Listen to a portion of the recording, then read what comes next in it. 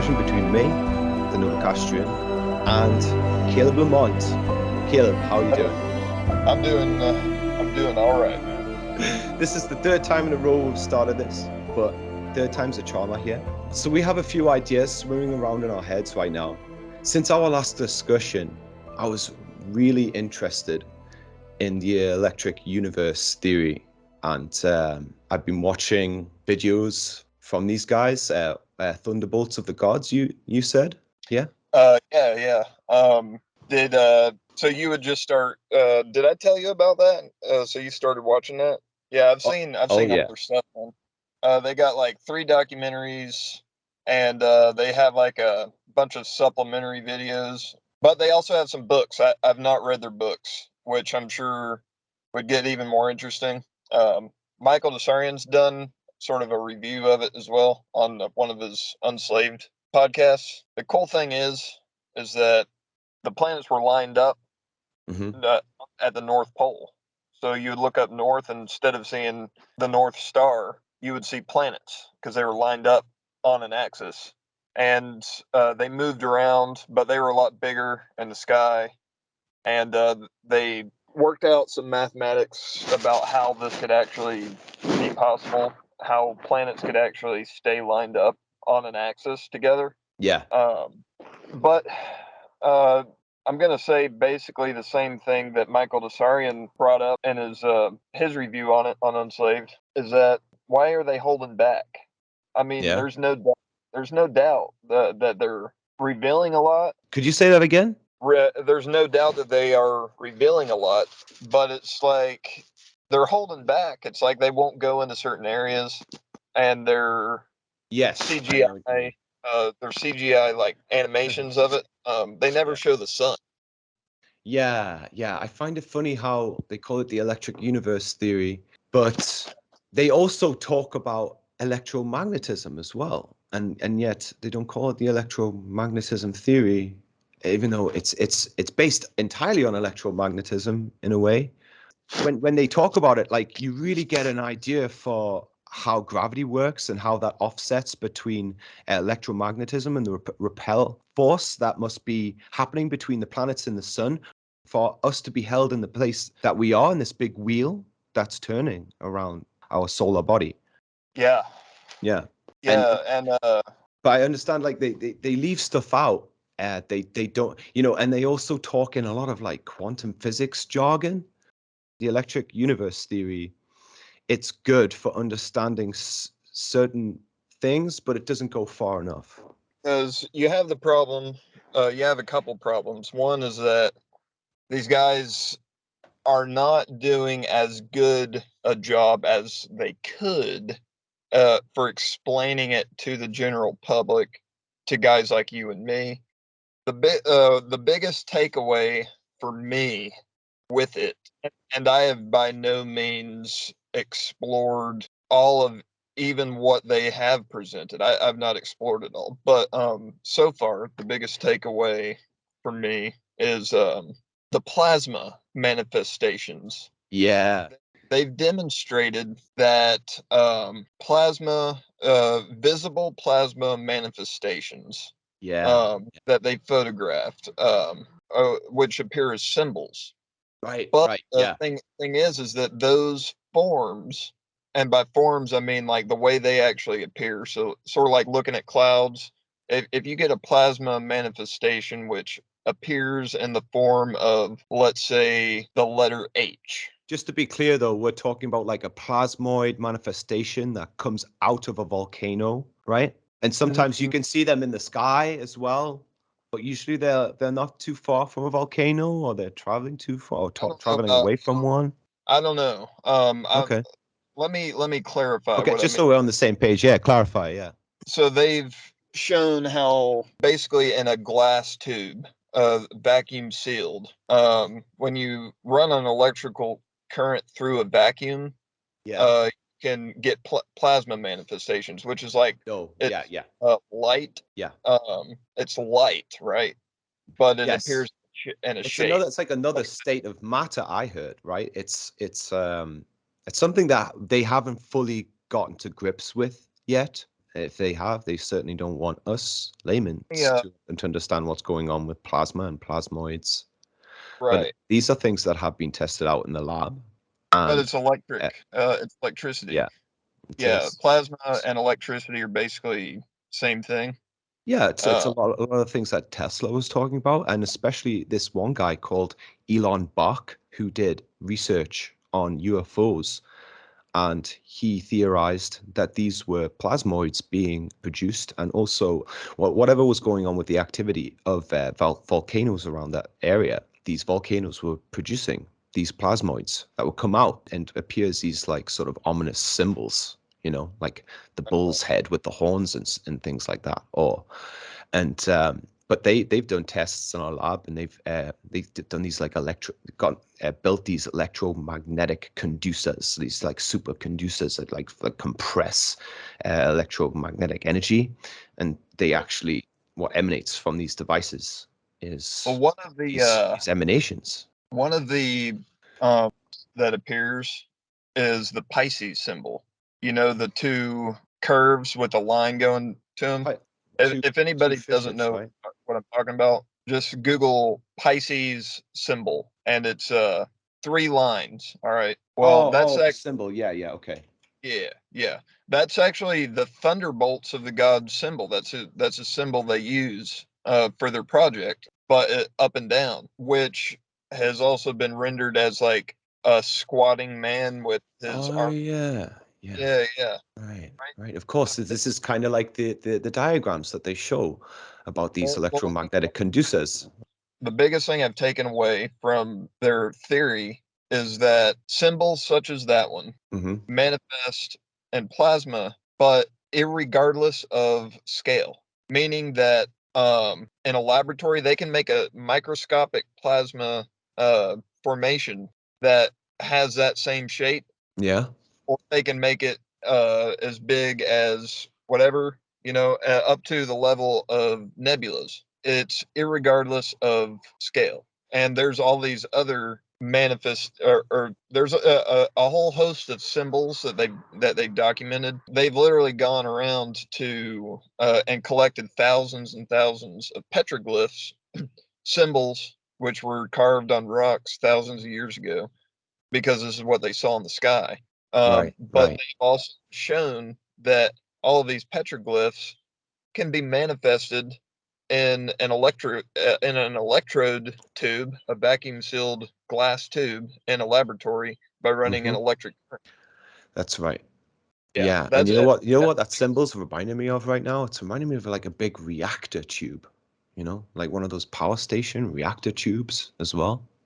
But Yeah, yeah, but I'm also thinking of like a volcano as well. Okay, because that's kind of some of the research that Elon Bach had been doing.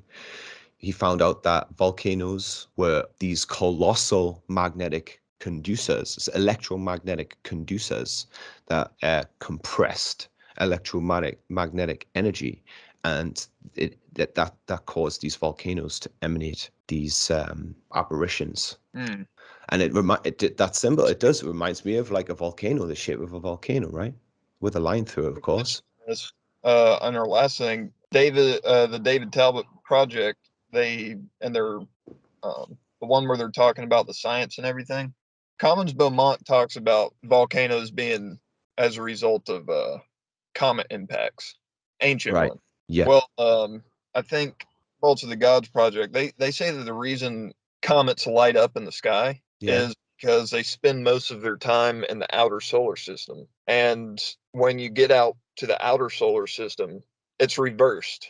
The Yeah. the Polarity. yeah, the electromagnetic charge is Yeah. the opposite of what it is here.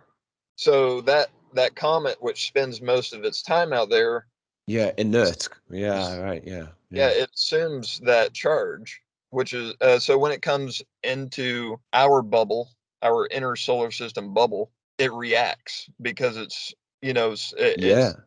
It's yeah, being so charged. right. And then you saw where they launched a satellite at it. They wanted to see, they actually Yeah. the satellite towards a comet, and Yeah. And then they launched a smaller satellite from that satellite to actually, they wanted to strike the comet yeah, with they did, a and they small did. little satellite.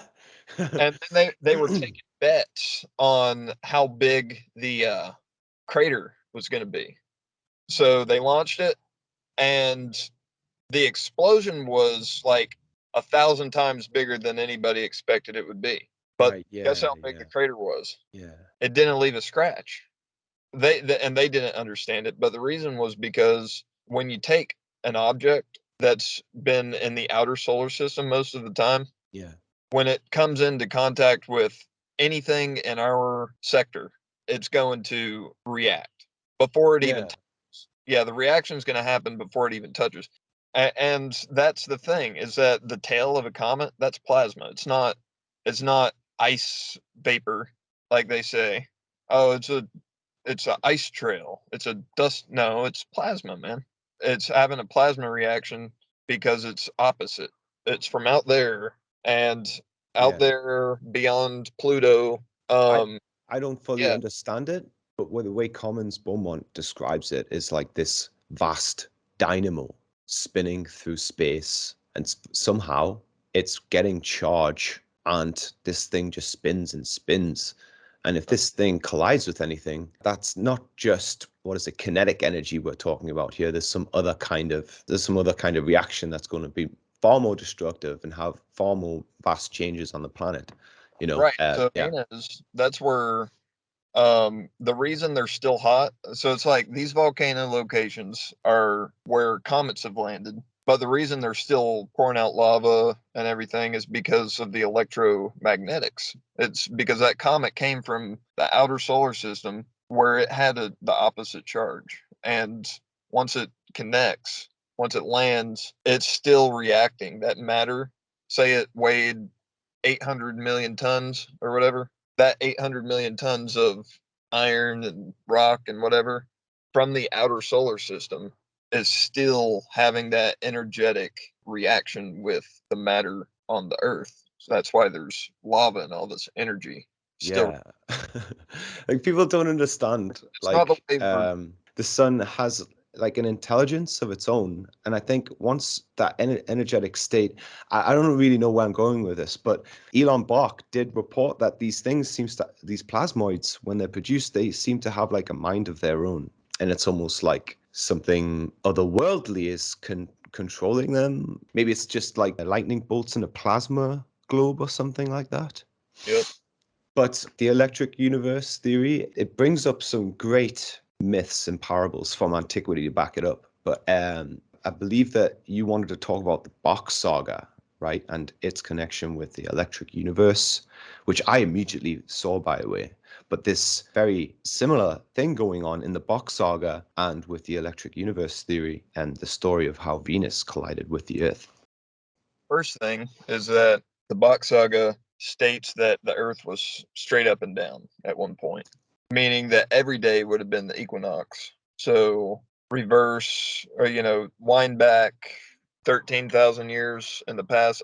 They have different dates, I think, and they're very specific about their whole series of events, about how things unfolded. But I'm just going to focus on the fact that it states that the Earth was straight up and down at one point. North Pole would have been pointing straight up. Yeah, there was no tilt, right? There was no tilt in the Earth, no precession of the equinoxes. Well, don't know that Okay. because we can't say for sure. Because, well, for one, every day would have been the equinox, but there could be some play uh, with other factors like the length of the day, the sign or the constellations, and it said that it was 360 days a year, so it would have been one revolution.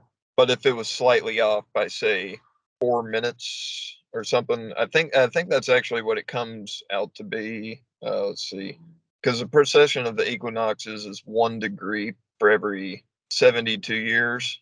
Yeah, Uh, so 1 degree I every mean, 72 years. it's Se- like And it's 72 like years just happens to be the average lifespan of like a you live human being, 20 right? minutes a year, right? Like 1 year is 20 minutes.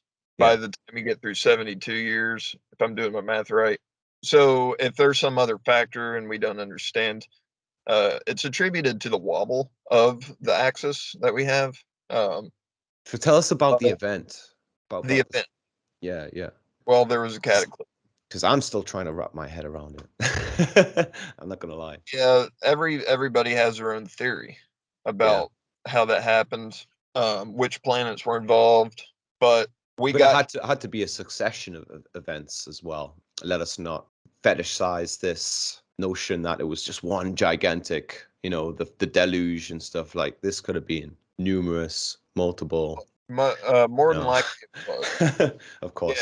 But but we finally yeah. ended up in this arrangement, which appears to not be changing. See, the solar system used to be pretty flexible. Well, now it's not. It's locked into its present arrangement.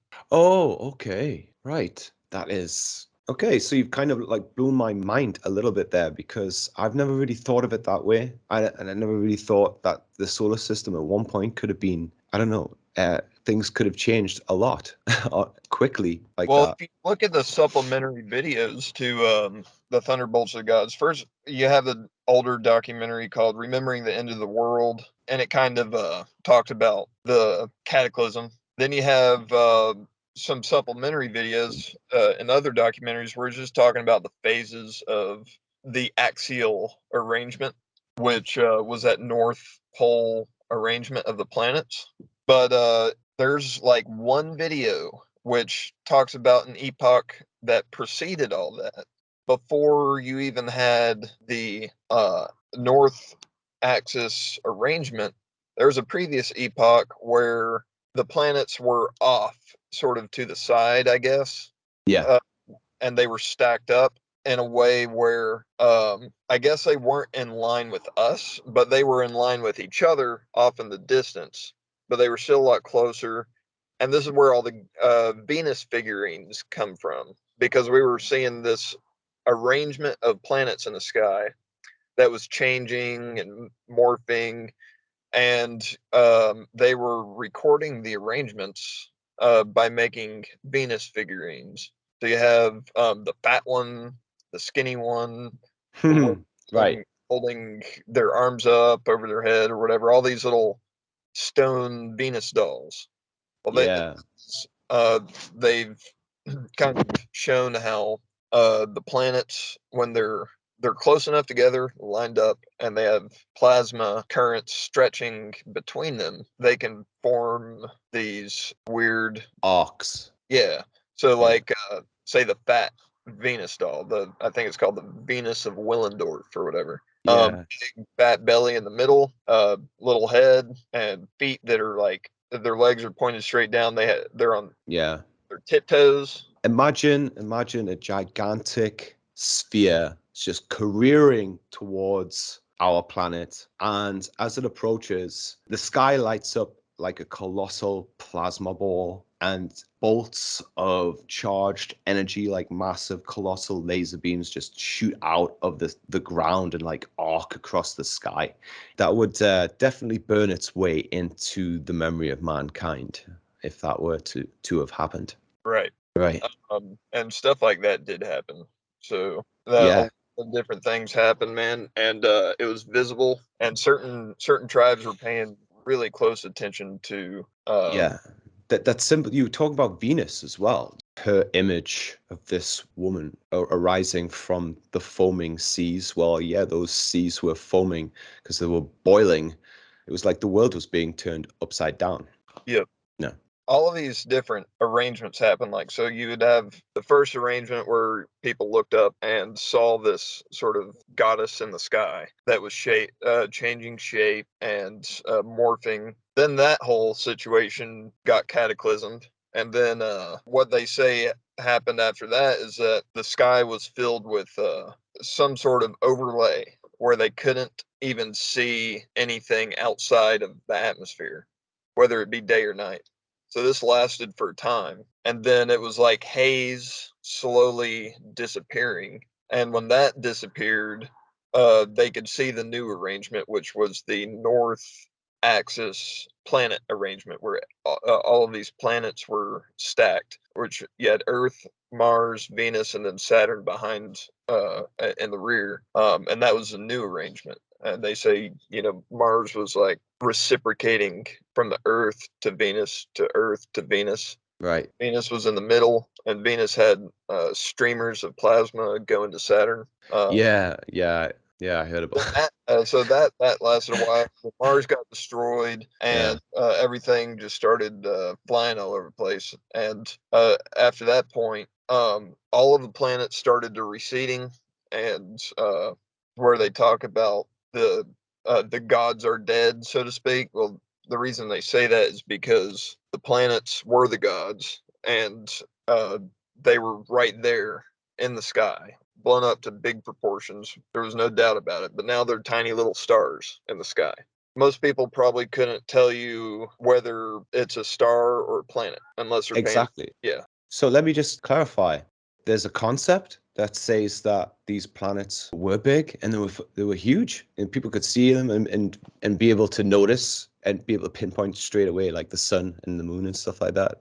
They'd be able to see which planets are which. Yeah, I mean, it was big, even bigger, taking up more space in the sky than the moon does. Wow. Yeah, like way more. Okay. Even before Yeah. I knew about any of this, I had dreams about planets being closer to the sky. Could be because I was a Dragon Ball Z fan,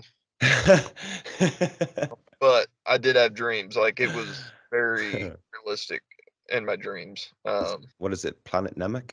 Well, they have a lot of cool scenes where Yeah. planets like really close and stuff. Yeah, the Yeah, Frieza sagas. Yeah, exactly. Those scenes actually, dude, where if the you could, planets get explode and uh huh, dude, if you planetary could collisions. cut out all of those planet scenes from Dragon Ball Z, you could make a sick video out of that. Yeah, you could, couldn't I you? used to love That'd be that. interesting. Yeah, that was my favorite show, dude, growing up. Yeah, I Yeah, mean, it was definitely up there. It was definitely up there. I had a You know, dream when I was Goku, like 8. Gohan. Yeah, Uh, go ahead. yeah, when I was 8, I had a dream where the moon came crashing down, and Right. Okay. Yeah. like as it got closer, the wind or the air displacement from the moon, like sort of crunching down on the Mm, atmosphere, pushing all that air away. yeah. It was just like blowing buildings over and everything. I got two films in my head when you talked about. I thought about the new Star Wars movie, which was the first of the new three. So it was when you see the new Death Star, and when that arc came down, like when they blew up a planet like it was nothing, or like three of them, and I thought about the plasma discharges again, and I also thought of another one about the moon crashing. Yeah. Melancholia with Kirsten Dunst. Have you seen that? No. That is a crazy movie, bro. The trauma, it was so profound to me at the time. I had to write this stuff down. In Melancholia, I'm just going to go from my memory. So Kirsten Dunst and Melancholia, they find out that there's this planet careering towards Earth. And everybody starts subtly losing their minds and trying to pretend that nothing's the matter, but she just can't do it. And and even the horses are getting depressed. She goes out on her horse one day and it just stops in the middle of nowhere, and she loses her mind. She starts beating it like until it's on the floor, but that thing isn't going to move, and it doesn't. And so eventually people are like, okay, we are all going to die. And she really starts to lose it. Like she starts basking in the light of this thing as it comes towards her, like hypnotized, but also like sexually aroused. There's these scenes where she's like touching herself, but she's like basking in the glow of this oncoming colossal celestial object. And it's really unhinged, this film, in a way, but it's like it's profound in the way that it shows you, it gives you a window into what the cataclysmic trauma has done to us, Yeah, psychologically. yeah, Mankind and Amnesia by Emmanuel Velikovsky. He talks about how the people's behavior in Kansas when these massive tornadoes come through is a remnant of, and also he talked about the behavior of the Japanese when we nuked them. They exhibited this really strange behavior that Oh yeah, go ahead. uncanny and flies in the face of what you would expect people to respond as survival instincts, because because they're unable to respond in a proper fashion, because part of their part of their memory, like ancestral trauma memory from these ancient events which traumatized us, it's being activated. So like when the Japanese got nuked, they developed this weird complex, the psychological complex. Can't remember the details. You'll have to read about it. But like they No, felt, I can tell you about it. Go ahead. I'll yeah, let go you ahead. finish though. Well, yeah, it's like these observations have been made. So when you're talking about this movie and this woman was responding in this bizarre way, Yeah, uh, yeah, it's because of the emotional memories that are activated. It's gonna. Most people are going to. yeah. They're not gonna. I mean, yeah, they're gonna be taken over by those memories that are being activated. That's it. Yeah. She Yeah. just ceases to function socially, man. She just, they're trying to like have a ceremony, wedding ceremony beforehand. And like just out of pure spite and like sort of disgust at how everybody's trying to like pretend that nothing's happening, she goes and fucks this bus boy. and and like she does it just to be like that nothing matters anymore. So what's the point? Her motor functions start breaking down. She stops bathing. All the animals start freaking out. This You know, concept like is getting used against us right now. I'm sure of it. I think that ever since 2020, well, it's been going on a long time, man. But you can definitely people who are hearing what we're saying. I but mean, you can look at everything yeah, that's happened since 2020, and yeah, you can see how. Come on, man. There's somebody pulling the strings. Seems yeah, and they know about what we're talking about as yeah, far as they know that we have a weakness, yeah. which um, which we've just described over the past 5 minutes, talking about these examples. But let me go back to that because the Japanese, right? You were talking about how it affected them on a mental level. Look at anime. Have you ever seen Akira? I mean, of course, Dragon Ball Z, but Akira, crazy, souped up horror, this alien energetic force, especially in Akira, where they come across this secret energy source, but it ends up taking over and nearly destroying Japan. The effect it had on their culture, it's leaked through in anime for certain. It's really fascinating to watch, especially anime titles such as Barefoot Gen, which actually showcases the whole ordeal of the nuclear fallout and what happened at Hiroshima. Yeah, so that definitely had a profound effect. But we were talking about how this affected us, seeing these planets interact. You know, It affected different people differently. yes, In the yeah, Bock Saga, they state that before the cataclysm, before which cataclysm, I don't know, because there were several. But at one point, there were ringlands, and there was the middle ringland at the North Pole, and it was like 200 kilometers in diameter, and it was surrounded by more ringlands, and it was honeycombed out all the way from the North Pole, stretching out in every direction. yeah, We So they state that we organized ourselves this way on the Earth. Now think about when the cataclysm started happening. If we were in ringlands, then each ringland would have had a different angle of perception of the events that were going on, and the impacts that happened would have affected each and every single ringland differently. Now, they also state in the Box Saga that breeding was highly regulated. So, this is where the different races come from. Think about it, like all these different breeds of dogs. Not too long ago, man, they were wolves. yeah, yeah. It was selective breeding that got wolf into Chihuahua and every other breed. In ancient times, According to Harold Bailey, the dog was sacred to Britain. Was That's why we have the Isle of sacred. Dogs. The dog was sacred to all Indo-European civilizations. The wolf, Yes, correct. the hound. Yeah. It was sacred to all of the Indo-European civilizations. But especially to Britain. But no, you're correct. Right. Yeah. Yes. Right. Think of Cuchulainn, Cu Cool. Cullen. Yeah. Yeah. And he started he started off basically by slaying a hound.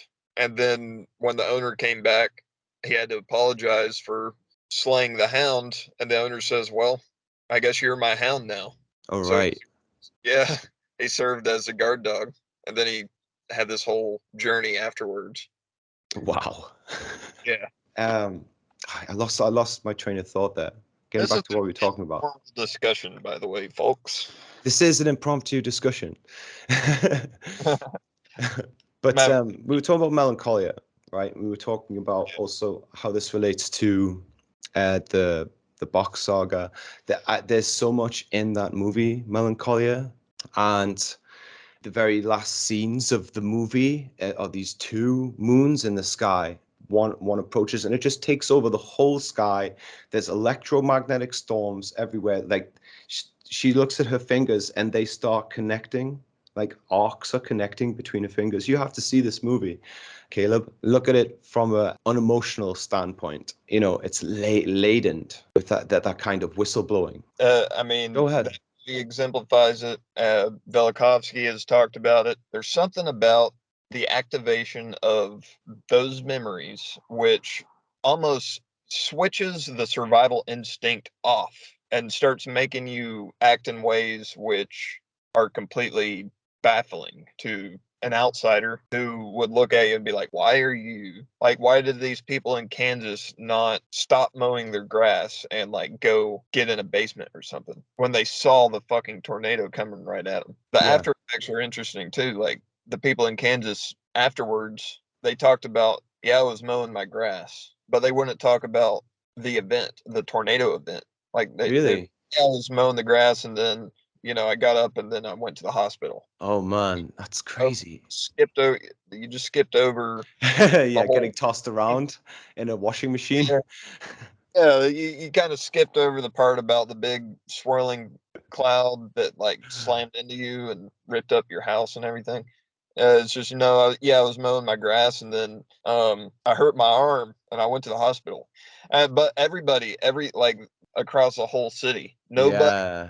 what Wow. actually happened. They just said, "Yeah, I was over here, and then I got hurt, and I had to go get fixed up." Isn't that like isn't there a name for that? Like something like autophobia, where you automatically forget the things that you've just went through. Like it's like a type of temporary amnesia, where you go through these traumas and you just black out and you don't remember what just happened to you, a few moments before to Look, man, I'm protect Irish. you from I the don't have shock. to deal with those things. Say I'm again? 100%.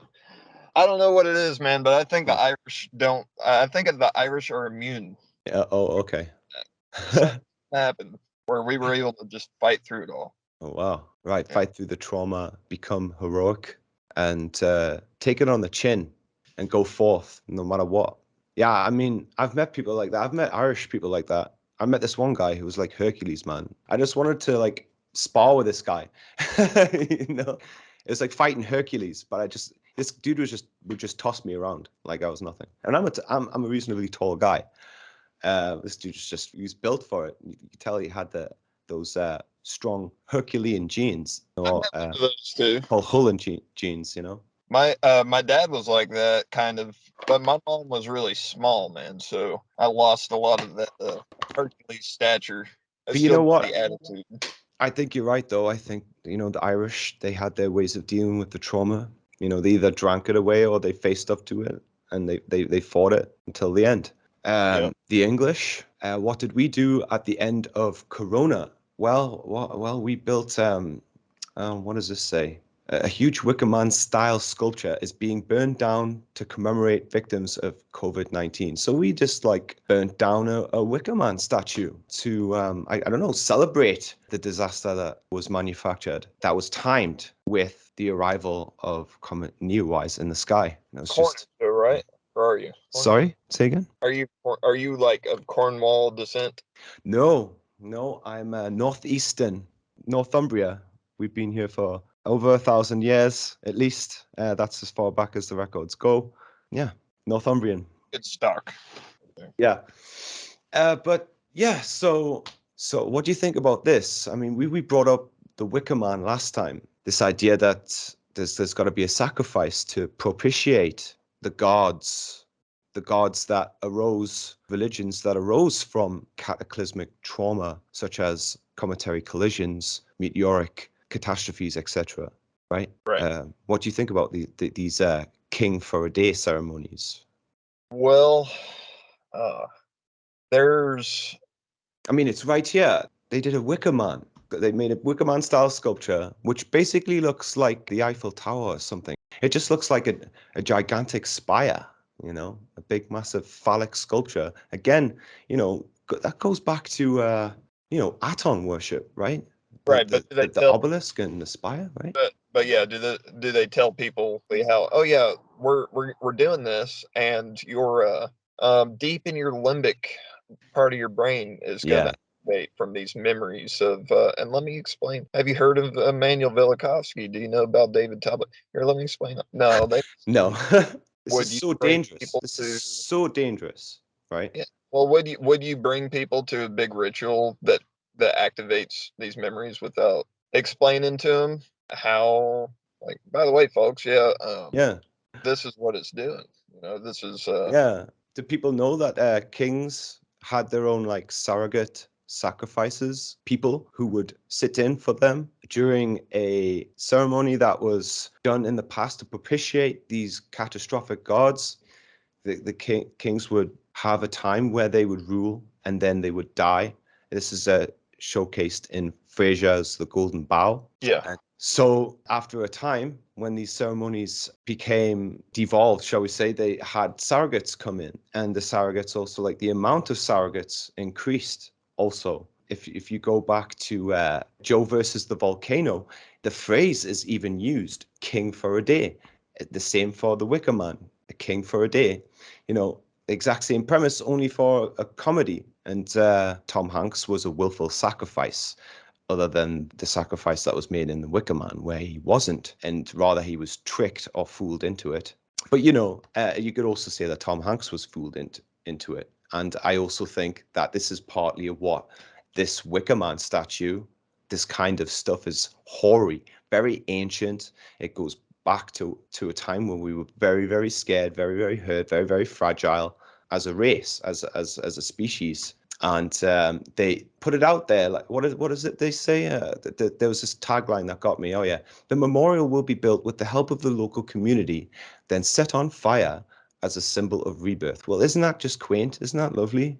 No, right, yeah. the money could go back into the community. No, we're just going to build this thing and set it on fire. Fantastic. Let's have a Burning Man festival as well while we're at it. So that is That's England. That's England. That's how we recuperate from the COVID and our economy crashing.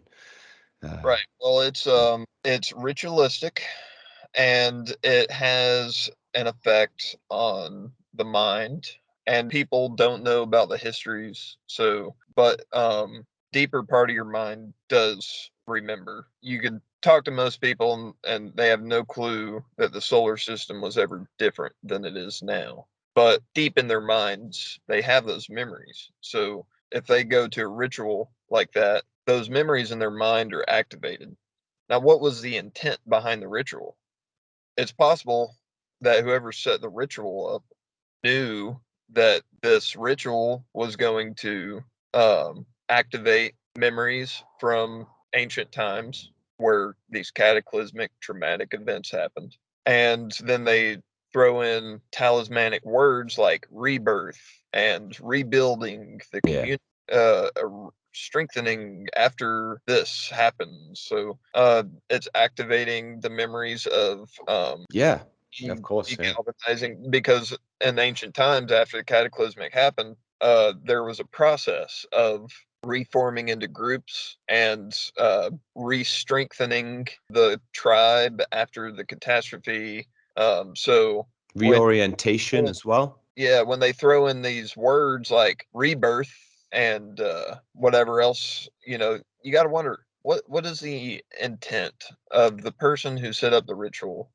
Let's go back to the original one, which was, it was clearly just closure, right? It was very elaborate, and the people who were sacrificed in this, it was terrible and awful. But in a way, it was a way of closure, and also it didn't always include sacrifices. This probably came a bit later and is a corrupted form of what it was originally meant to be, when these druids or whoever came together amongst these megaliths, which were geomantically placed to have some healing effect, some homeopathic, widespread effect on the planet to help it heal from these cataclysms.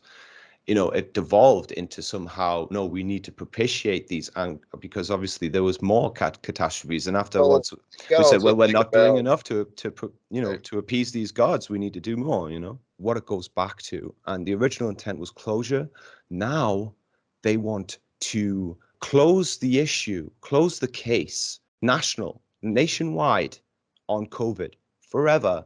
And they're like, okay, let's light a match and watch it all go up in smoke, and then let's forget it all, and let's just move on and forget about the manufactured crisis that we've just been through. That's really dangerous, I think. they've got this shit honed to a science, man, because certain leaders of the tribes after the cataclysms, they fucking capitalized on the situation. The druids didn't, man. The druids were like, we're going to form rituals and utilize earth energies in order to the best of our abilities, get things back in order, get people back into alignment as best as possible, as quick as possible. Whereas over in other parts of the world, you had chiefs, tribal chiefs, and whatever, and said, all right, this is protocol for tyranny because it's justified. Look what just happened. So, you ever notice how certain measures, which are supposed to be temporary, just keep perpetuating themselves? You know how that happens. Like, In the yeah, present. to flatten the curve. Oh yes, of course. Oh, Right. dude, this is Yeah. an old story, man. This is a replay, dude. This is a rerun. You had these Yeah. chiefs popping up, and they sort of ruled with an iron fist, and they did a lot of things which regimented the people under them. But they could justify it because, well, it's justified. Look at what just happened. I need to control you guys. You Yeah. guys can't Yeah. feed yourselves. You guys can't get your own shit together. You need a big dick fucking dude up at the top controlling your ass. That way we can at least survive. And What it do you seems have you heard of Winwood Reade, Veil of Isis, and his introduction into the Druids? yeah, got that one. Yeah. Yeah, and it interests me a lot. This point of corruption, finding out that the Druids weren't these holy great men, of renown as what we may have thought, or maybe they were, but also we also have to allow for other views, like the Archmagus of the Druids was the living embodiment of Hermes, and he had more power than the Pope. And yeah, you have to understand what power the Pope has in the beginning to understand just how powerful this individual was, and also how power corrupts individuals, and make allowances in your head for any rose-tinted glasses views of our ancient brethren. It might not be roses. It might be like TV shows like Britannia, where they show this I'd say, yeah, quite corrupted form of druidry. Quite recent show called Britannia. And it's about the conquest of Britain by Rome. In its own MTV style way, it shows you how the ancient druids of Britain were. It also depicts them as degenerates. as well, but it mixes truth with complete fantasy and denigration as well. But I'm getting slowly off topic here. But yes, these powerful individuals in ancient civilizations, well, let's just say that the tribes that survived the fallout of the great cataclysms, it wasn't a great time for mankind. You know, a lot of things went down that we'll never be able to find out about. There's those two strains of thought which emerged after the cataclysm.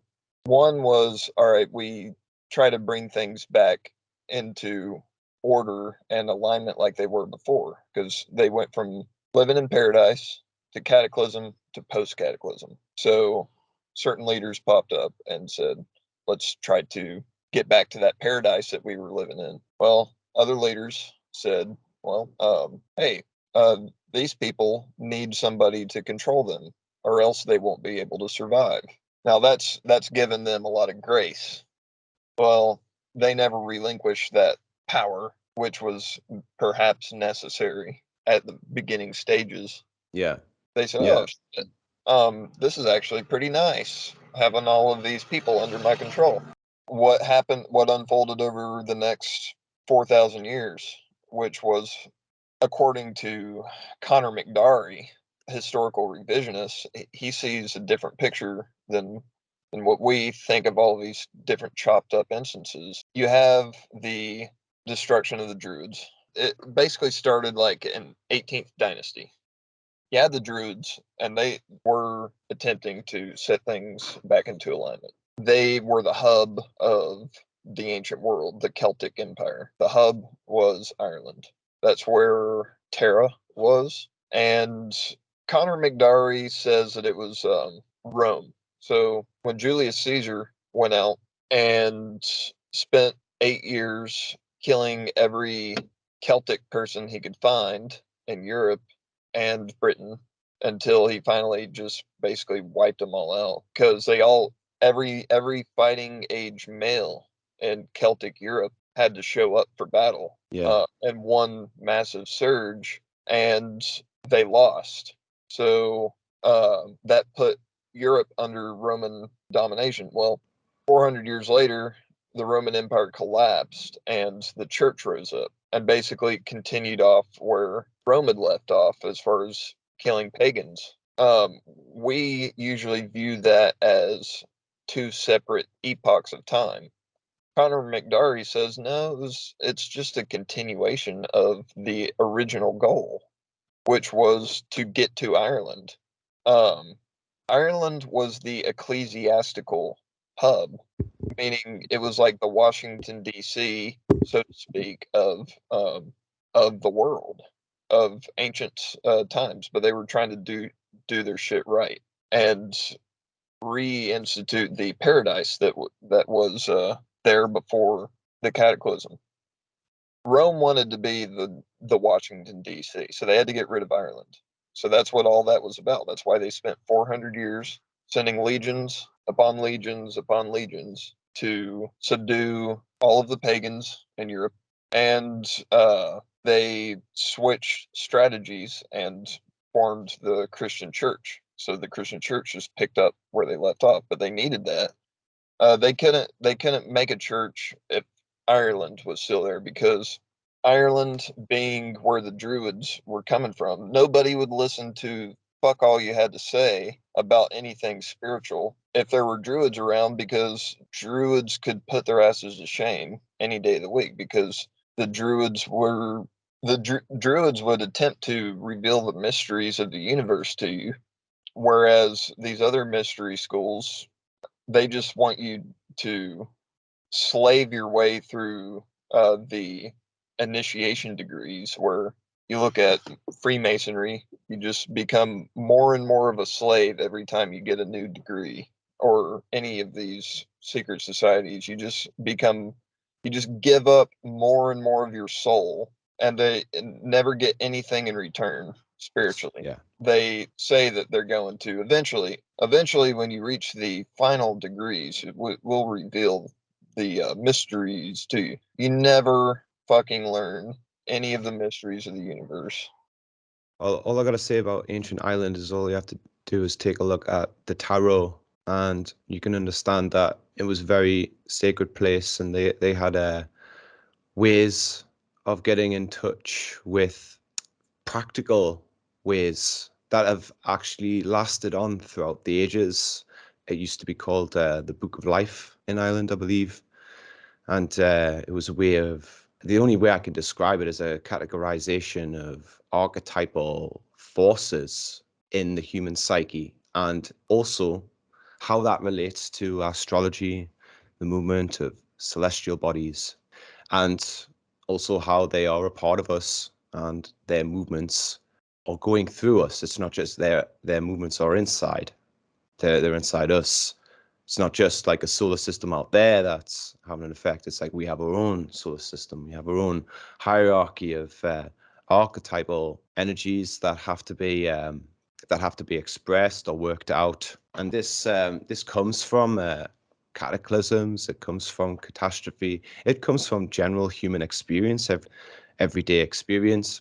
And I've heard that, I don't know if this is the right word, but I've heard that the Druids were the creators of that system, particularly used in the divination arts, in being able to, I don't know, give a little forecast of events that may arise as cycles of time. In a normal wave on the ocean, it's going to have a rise and a fall. And it was simply a way of measuring those and being able to give a prediction, right? Yeah, there's a lot of.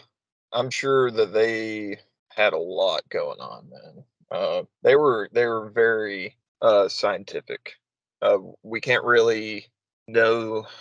It's hard to say, man. You just look at the mathematics that they had access to. I, Incredible. These stone circles. yeah. Yeah.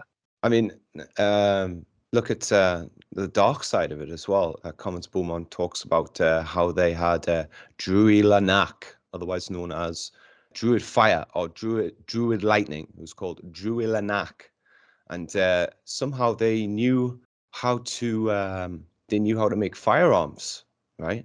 According to Commons Beaumont. Yeah, and Yeah. I think he says that that's why the Romans never invaded or were able to really hold territory in Scotland or Ireland when they were trying to take over. It's because they had firearms, That which changes things a little bit, right? yeah, It changes our view about things. there's a landmine. So when the Roman legion comes marching through, boom, Yeah. that'll change the tactics a little bit. Yeah. I mean, we've all seen Lord of the Rings, where these berserkers, these berserker orcs, they've got bombs strapped to their backs. They blow up Helm's Deep. I mean, that right there is whistleblowing a lot of ancient knowledge that we're not privy to. We think that China invented gunpowder or something like that, in somewhere in the in the last 1,000 years, when it goes way back, and the knowledge of it comes from exploding volcanoes. And we don't know any of this, really. We don't have any knowledge of it. We have things like Lord of the Rings, which hints at it.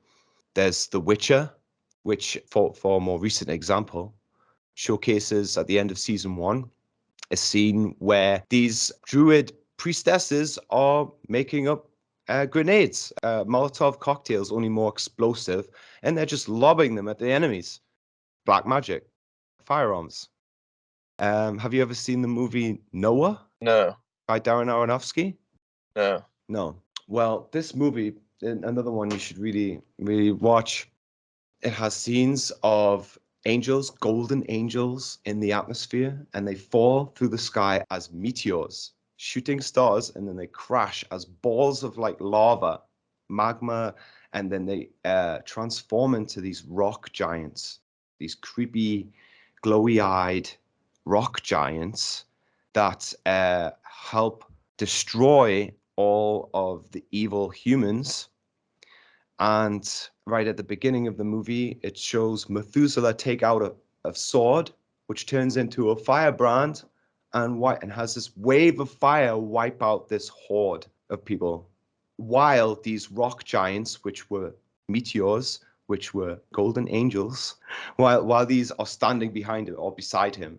This happens within like a minute or so, but it's one hell of a scene. And I saw that and I was like, this is whistleblowing something huge. I mean, this guy, Darren Aronofsky, I wouldn't be surprised if he's read Commons Beaumont and he's taken inspiration from it, because it's so on point. And it's a really great movie if you can get over some of the cheesiness of it, you know. But yeah, what do you think about that? What do you think? You need to see this movie, bro. That reminds me of some of the formations over here in America, like some of these weird rocks or thinking out in the desert, you know, look like these giants standing there. Yeah, Well, that's think about what Commons Beaumont talks about when he talks about Mount Prometheus teaching Deucalion or warning Deucalion that a flood was on the way. And then you have like films like Noah, which shows his grandfather gives him some kind of psychoactive substance, and he starts tripping, and this trip God warns him that a flood is on the way. Like this film is just whistleblows so much in it. You know, the people who try and take Noah down, who try and shut down his ship project, his Ark project, they're cannibals. Part of their whole shtick is talking about how the world has just ruined them. God has ruined them and made them wrong, and just abused them, and like almost like they deserve to be wiped out. Again, going back to this catastrophic mindset, just how much of it is whistleblown in Hollywood movies alone, you know, and people still just watch the movies as if it's some kind of, you know, you're entertaining. Oh, this is a new take on a biblical story, and yet, and I'm sitting there going, this. Do you realize the significance of what this guy's showing you right now? There's very few people that get it. they should just come out and explain it. Stop trying to encode it. I mean, there's people in the background who are leaking all this. Just come out, tell people what you know. Fuck it, let people deal with it. At least then, you know. Can we talk about something like something really crazy and outlandish? Okay, so you know how Commons Beaumont talks about these weapons, right? He talks about Moses. He talks about firearms. He talks about these tribes, ancient civilizations, learning about firearms from volcanoes. In fact, one of the South American symbols is like Cortez going up a mountain to fetch sulfur to make gunpowder or something like that. And like this was known, apparently, according to Commons Beaumont, this is known way back when. Saltpeter and carbon from volcanoes, or from even dead volcanoes. You can get this Yeah. material. Yeah. But Commons Beaumont, doesn't he talk about nuclear? I'm sure he does. Doesn't he talk about the possibility of even crazier weapons being used, like nuclear weapons and things like that? I couldn't say. Well, It almost like, I think he almost did sort of like said it, but he like indirectly kind of said it. because this has been like on my mind for a while now. What if in the past they had weapons that, say, like a magnetic rod? Like we were talking about Wilhelm Reich last time, and we were talking about the Cloudbuster, and we were talking about how that brings about meteors. Well, what if they had that in the past in ancient history?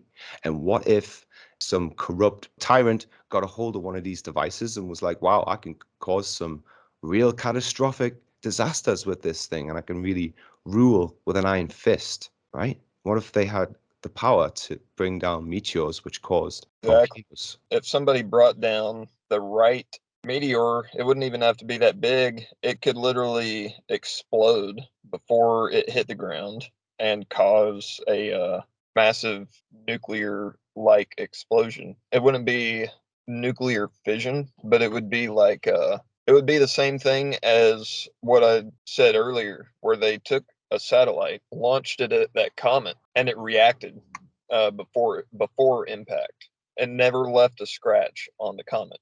They launched a satellite, a small satellite from the satellite, so a smaller one. They launched it towards this comet, had a camera on it, and it exploded with this 1,000 times more of an intense explosion than anyone had anticipated. You know, But it's it did it not go leave yeah, a scratch on it, so it reacted yeah, to the electric yeah.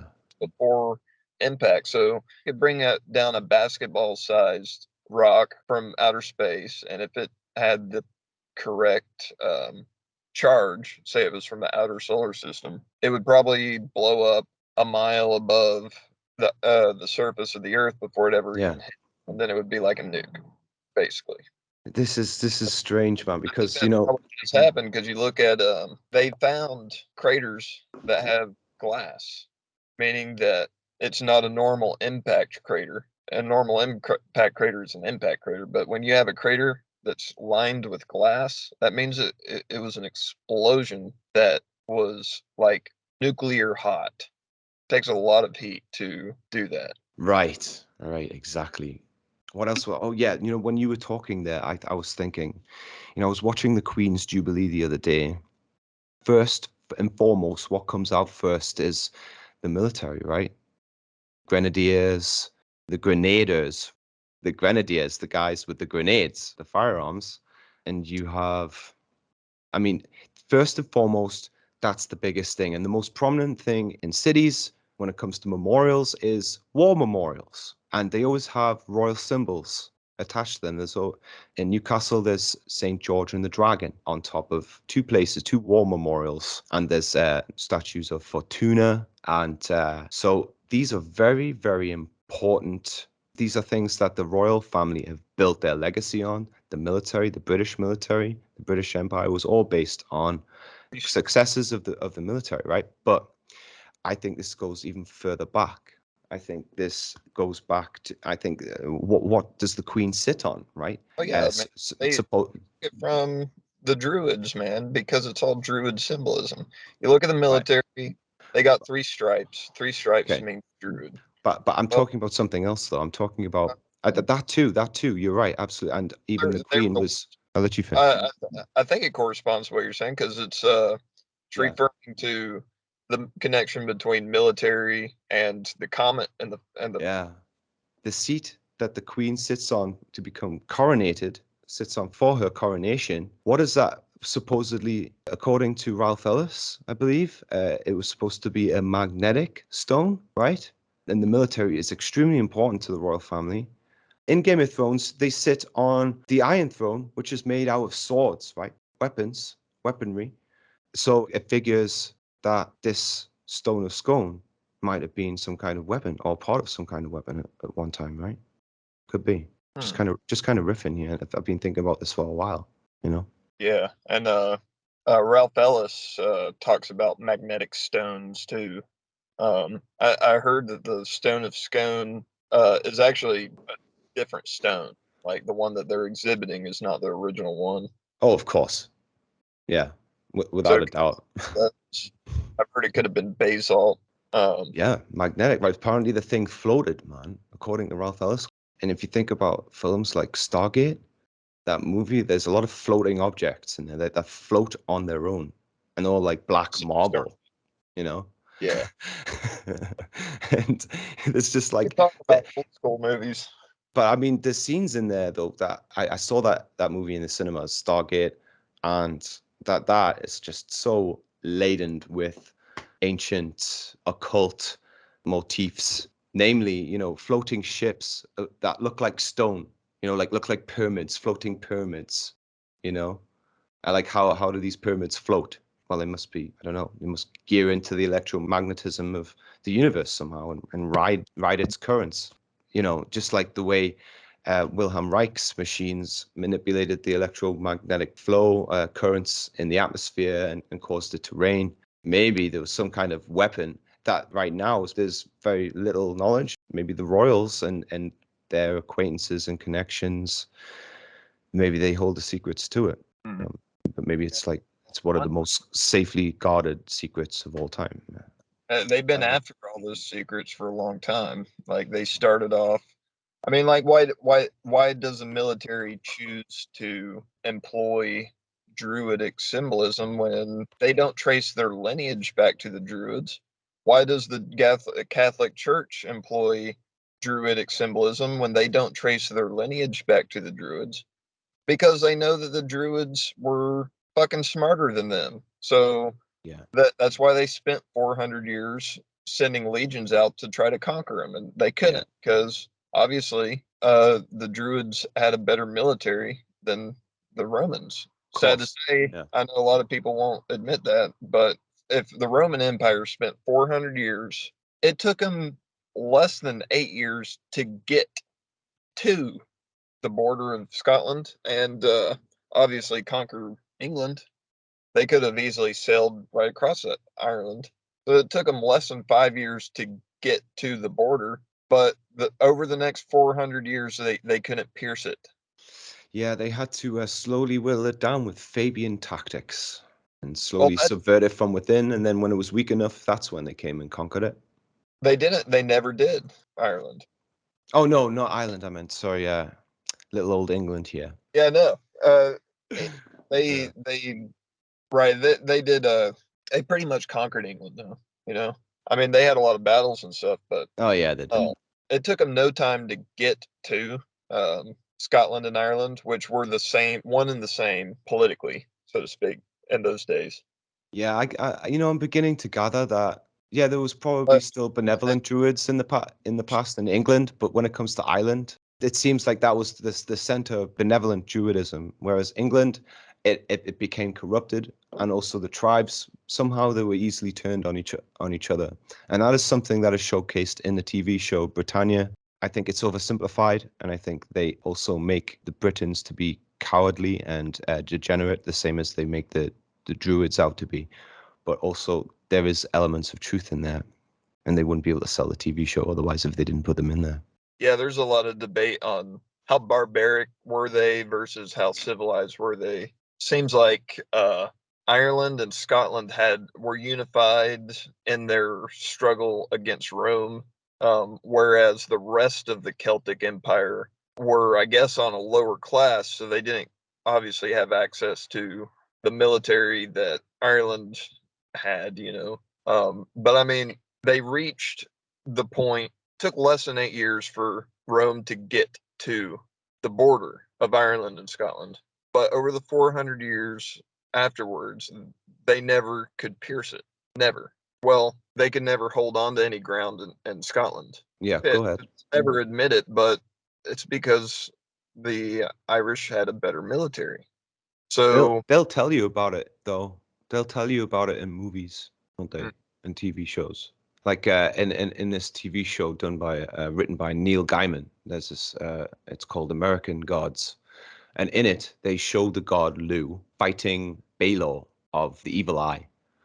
And they show him triumphantly beheading him, just like in this bloody, gory threnody. But yeah, in this frenzy. And I think they tell you about these great battles and just how ferocious the ancient heroes had to be, and how strong, how much integrity they had to be able to, and how healthy they must have been compared to how we are now in these cities, just how much we have lost, we've sacrificed to be able to have these super high-tech settlements. yeah. And think about it, in a tribe, your tribe had a territory, um, you had access to that entire territory. Whereas a modern, you have to pay rent so you can park your car in your driveway, and then your house is, I don't know, 40 by 40 feet, 1,600 square feet. That's your house, and you have a job. So your domain is 1,600 square feet with a yard, and you can drive to work, and however big your job is, if it's a little building, if you're a cashier, whatever you happen to be, that's your domain now. Like less than a quarter of a square mile for a lot of fucking people. That's their domain. Wow. We've really progressed. No, yeah. The phrase pod people comes to mind. Just thinking about this heroic mindset as well. I don't want to move away from this. I want to press on it. Just look at the movies. Conan the Barbarian, that film Krull. Was it Krull? Films like that, cheesy films where generic hero with long flowing blonde hair and big muscles. I mean, what an incredible intro to that movie. What happens? Okay, so there's a comet, and you can clearly see the basaltic columns in it.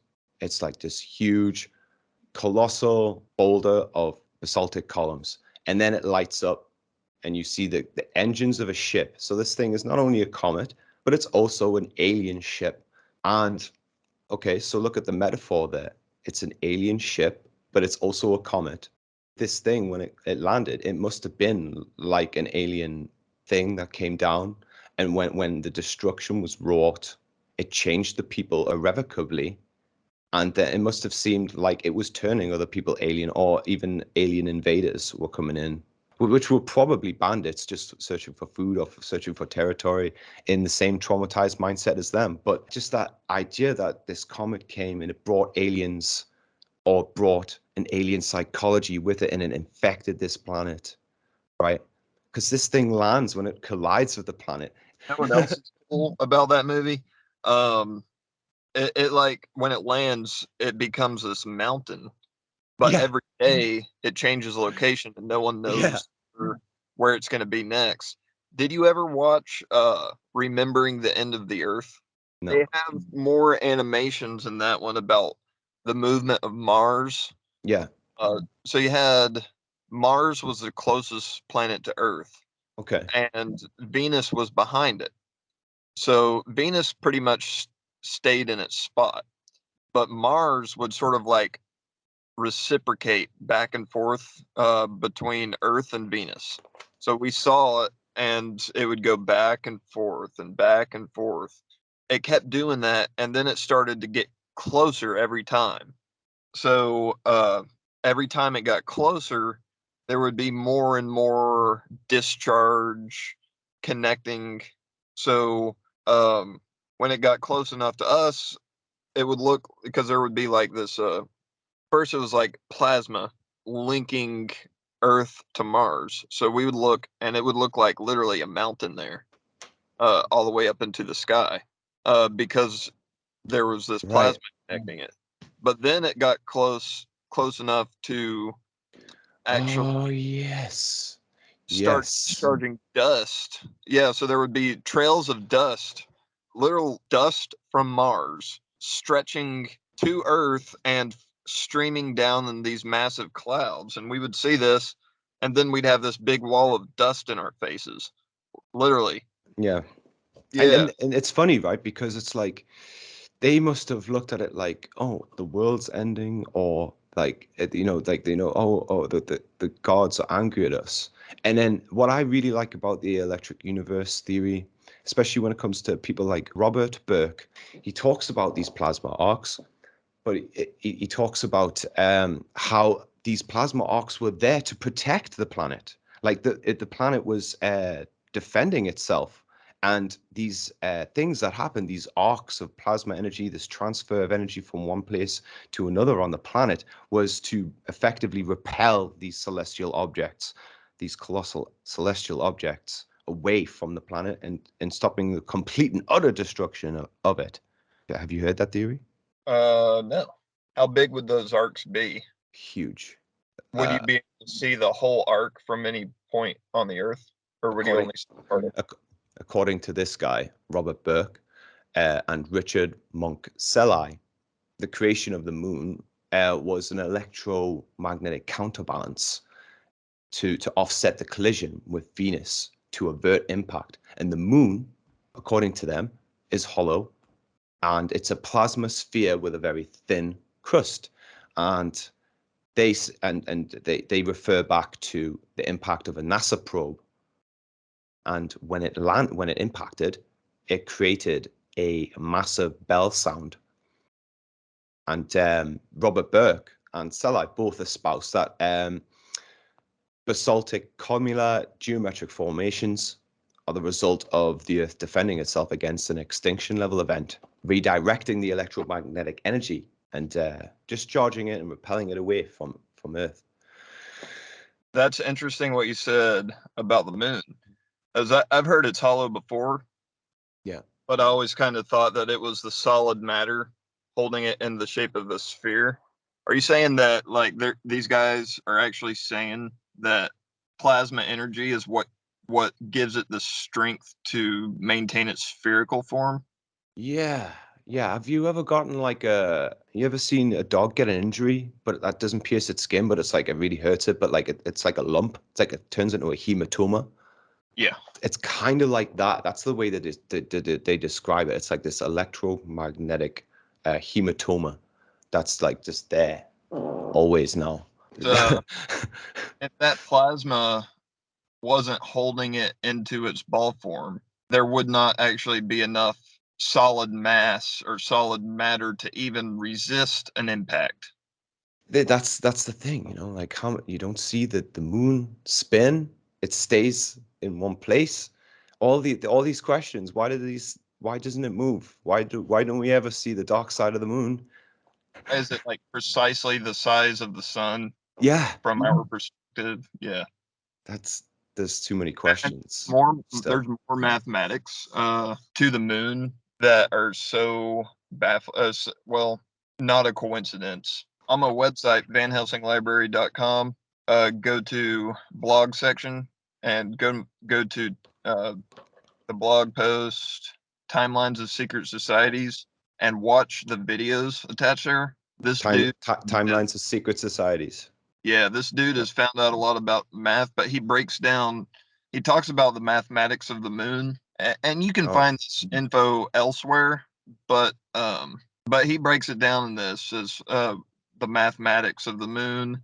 Like it has a 18 point something something year cycle, where the nodes, which they call the head and tail of the dragon, the north and south node, like the square root of that number. I don't remember what it is, but it's fractal mathematics. It's completely fractal, and the coincidences, as far as like, it's no possible way that it is a coincidence because everything fits in with this fractal geometry. no, So yeah. you look at the solar system now, and I linked a few other people who get into these mathematics and stuff on that article. But there's numerous people who actually have presented the fascinating mathematical manifestations in our solar system, and it's all linked up with this fractal mathematics. Now, Sethkus Boza, have you heard of Sethkus Boza? I have heard of Sethicus Boza, yeah. Okay, he has presented idea which I've never heard anyone else talk about, saying that this fractal mathematics is not natural. It's not natural. Right, okay. Now, you could not convince anybody of that statement because they're going to say, well, look, the solar system has it. It must be divine. Well, these people don't know that the solar system wasn't like this. Yeah. Solar system has not been like the way it is right now for very long, actually. We've had all these cataclysms. Solar system was set up completely different than it is now. Moon wasn't there, Venus wasn't there. Planets were a lot closer. There may have been nothing fractal about the solar system before the cataclysm, or maybe before the previous cataclysm before that. But at some point, it did happen, and now the solar system is fractal. Now, Sethkus says that the New Age, quote unquote, sacred geometry is all based in this fractal. In Uh-huh. fact, Pythagoras, the Pythagorean mathematics, Yeah. is kind of based in a system of math which takes zero out of the equation. The concept of zero is very important because all of these esoteric traditions are linked up to pre-cataclysm. So, like the tarot, it's actually talks about the cataclysm. The Fool card, the reason he's about to walk off the cliff, that's it. That's actually talking about the cataclysm because the cliff, it's like he's returning to his home, but the home isn't there anymore because of the cataclysm. So now it's just a cliff. You get the idea of like lemmings. Michael Desarian has talked about this. The reason lemmings run off the side of a cliff is because they have that ancestral memory where they would run to these lands that used to be there. Right, So right. Okay. they're running on instinct. There's something in their brain that says, run in this direction, this is where we're supposed to go. Because there used to actually be land there. But now it's just a cliff with ocean at the bottom. And they all run off the cliff. So you got the full card. Full card is card number 0, talking about how when the axis of the Earth was straight up and down, every day was the equinox. There was no cycle of the seasons. There was no life, death, rebirth cycles. 0 was the orbit of the sun every day. Make a big 0 in the sky. Well, I've been looking at Norse versions of the tarot, and we just get this title up here. The Norse Tarot, Gods, Sagas and Runes from the Lives of the Vikings by Clive Barrett. And the Fool card is Balder, and Balder is the sun. And as you know, I have a series called The Fall of Loki, where I postulate that Lucifer, otherwise known as Balder, was a reference to Earth once being a sun also. And I think also like that is something that is really unfathomable for people to imagine that this planet was once a solar body, and yet that, you know, the Fool card in the Norse tarot is Balder, and the very beginning, you know, the sun god. I just think it fits in rather nicely. Where do you get that? Did Commons Beaumont say that Earth was the sun? Oh, Earth was the sun. I got this from a renegade astrophysicist called Jeffrey Walensky, and Bill Gates, another renegade physicist, introduced me to this theory. So that, just going back to the beginning of time, that this is what you brought up, the Fool, and you brought up this idea of the 0 and 0 not being a thing, right? And immediately my brain went, well, is it nothing, or is it the whole? Is it the everything? You know, rather. Yeah. Yeah.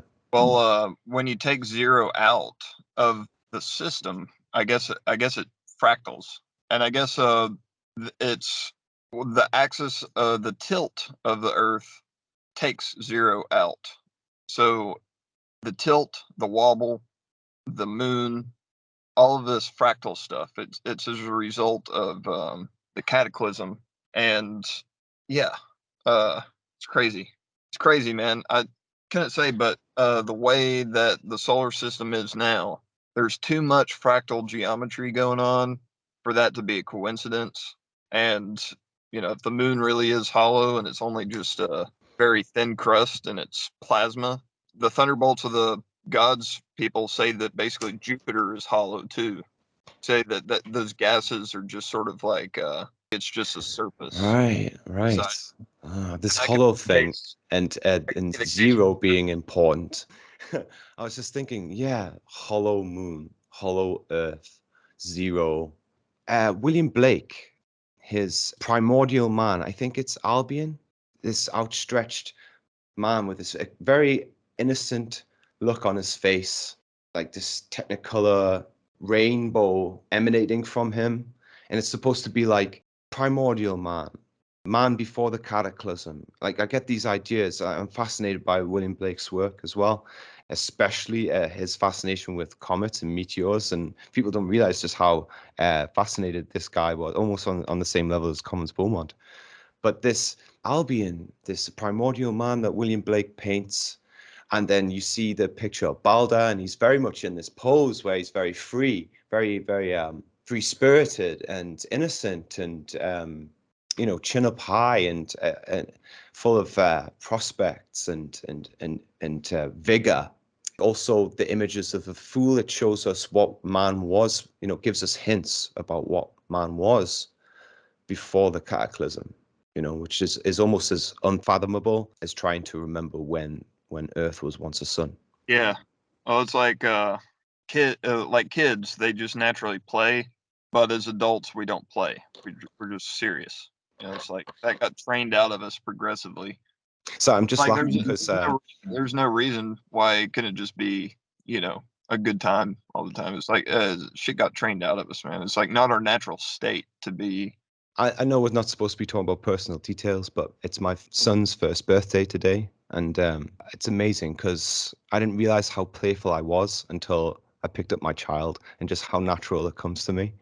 And playing with them and just playing games with them, making everything into a game. It's such a wholesome feeling. And you get a sense of just how sad people are, when you're around that kind of innocence. Adults on an everyday basis. It's a pretty sad situation, and I hope I can bring him out of that, lift him up out of that somehow. But anyway, getting back to it, yeah. But I do very much see him as like a little Balder, this blonde-haired, blue-haired boy, uh, and he's rocking on his rocking horse. It just reminds me of the Sun card, this little golden boy on this white horse, But anyway. But yeah, Primordial Man, and how we romanticize that, how William Blake romanticized that, and how we wish we could return to that.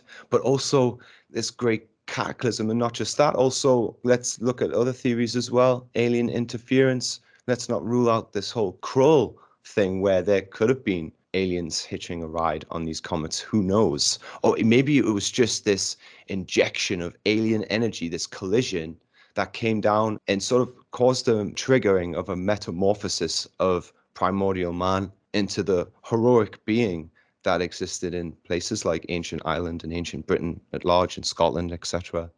Well, you look at I have a post on VanHelsingLibrary.com called "The Wild Man." Oh, yeah. I love that post, by the way.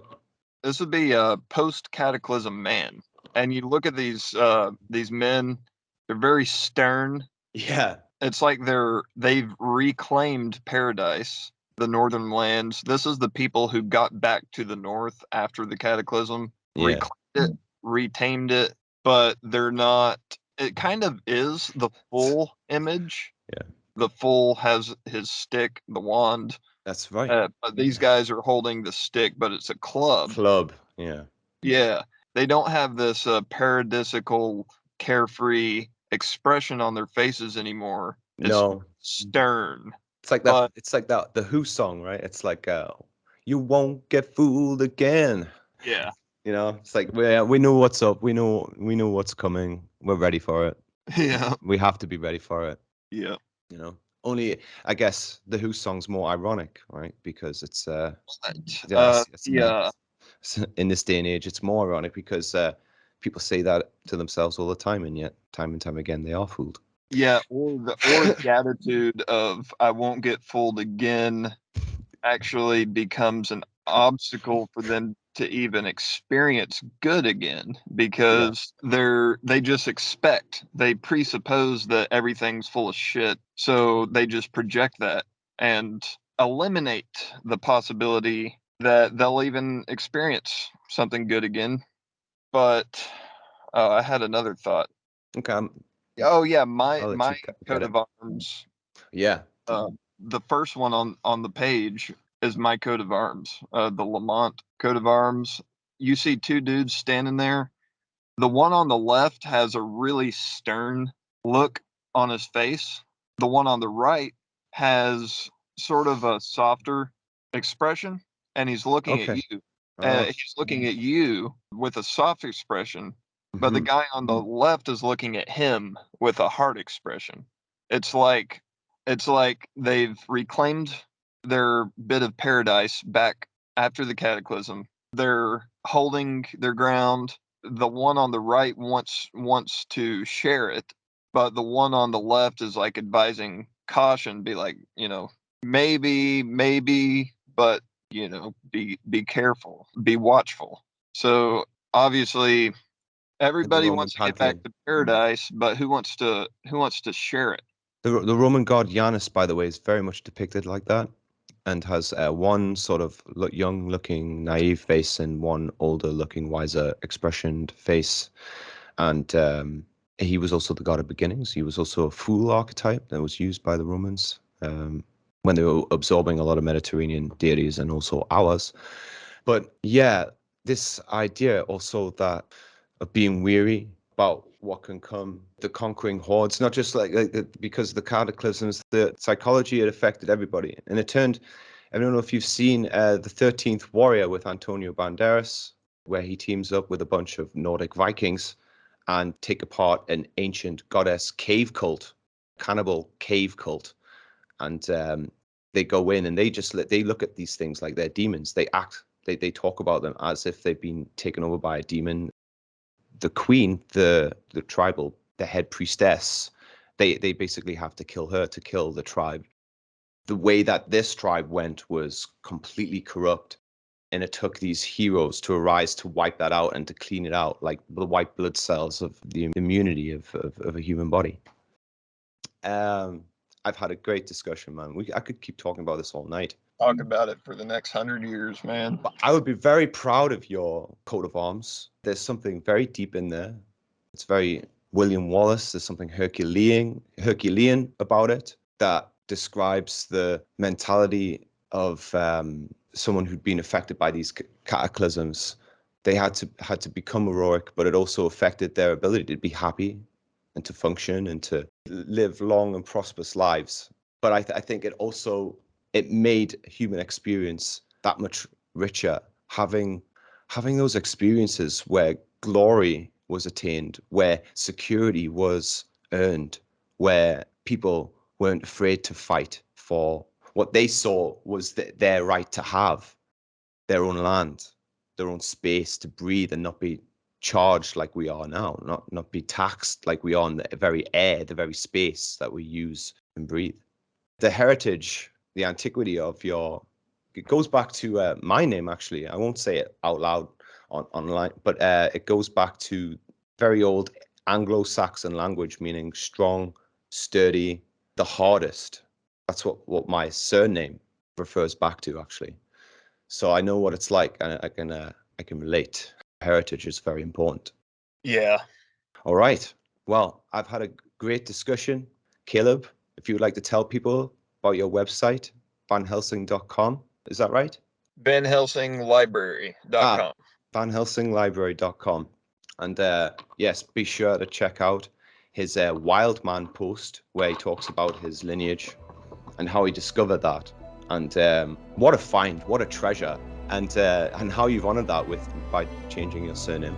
I would have done the same. So thank you. I look forward to another discussion. And yeah, and there will be more.